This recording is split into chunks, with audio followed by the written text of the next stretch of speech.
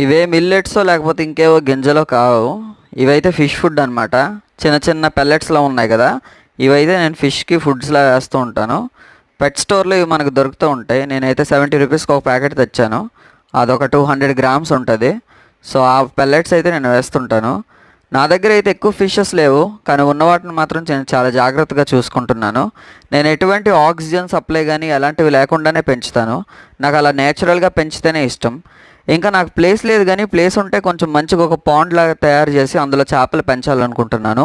Mollies అయితే ఇలాంటి వాటర్లో బాగా బ్రతుకుతాయి. అదే గప్పీస్ అనుకో అంత ఎక్కువగా ఉండవు, ఎందుకంటే వాటిని బాగా కేర్ చేయాలి, ఆక్సిజన్ పెట్టాలి, ఆర్టిఫిషియల్ టైప్లో వాటిని పెంచాలి.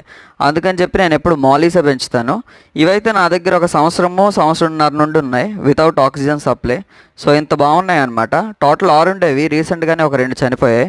వీడియో నచ్చినట్లయితే please like, share, subscribe my channel caricature.